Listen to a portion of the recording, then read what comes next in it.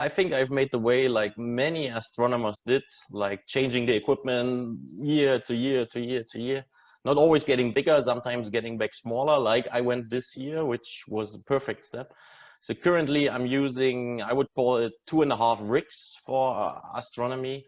I have a wide field rig, which is consisting of a very small William Optics SpaceCat 51 telescope, a very small refracting telescope combined with an EOS 6D camera, which is taking this amazing wide field images like big nebulas, like the Eel Nebula, etc., with lots of stars around it. So that's for wide fields. That's also what most of my current images on Instagram are from this rig.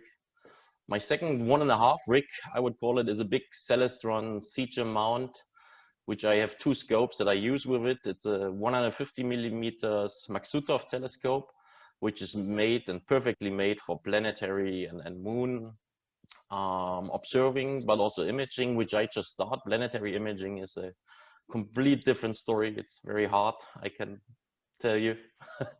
And additionally, I have an old 8-inch Orion UK Newton telescope, which I've bought used, lots of scratches, dents, buckles on it, which I'm currently reworking. I've posted, I think, some very short video clips on Instagram beginning of this year about the mirror, which had scratches all over. So this one I'm currently preparing to use it in the winter season. Winter season to me means lots of, let's say, galaxies.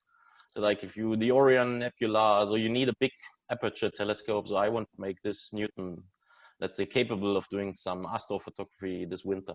It really, to me, is important. It must be a light and easy setup, especially for the beginners. If you have a scope that takes you half an hour to be set up, you will lose the fun on that hobby. So really the first thing you need is a scope that is easy to set up and easy to carry.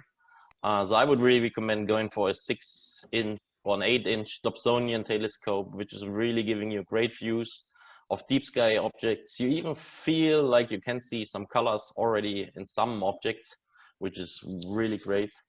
If you're coming or living in a bigger light polluted area like downtown or around the big city, I would go for a smaller refracting telescope or a Maksutov 127 millimeter Maksutov and go for planets, because that's the best thing you can do basically out of a light polluted area. There's some real cool guys that make awesome deep sky astrophotography from downtown areas, but for a beginner, I would really use a small Maksutov telescope for planets. If I'm living in a city, if I'm living in the land side, or I can go outside with the scope, then let's go for 6 or 8-inch Dobsonian.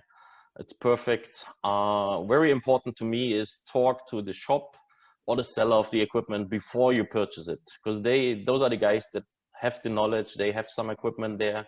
You can test it, you can feel it sometimes. And also a good tip for Facebook groups is, because I see it every day, beginners are going there, hey, I want to buy that scope, what do you think? Which usually nowadays in Facebook leads to, that's shit. No, that scope is not good. You know, but if you go in there and say, guys, I haven't chosen a telescope yet. I'm living in a village area. I want to see deep sky objects. Can you give me an advice? And then you get hundreds of mails and messages of people basically telling you, well, you should go for that one. That's perfectly for this, and etc. So you should not go with a predefined scope into a Facebook discussion. That's really something I see day to day. And then you have the first 10 messages usually is blaming like, don't buy from this dealer or whatever. And it doesn't give you any real information about what you actually wanted to know.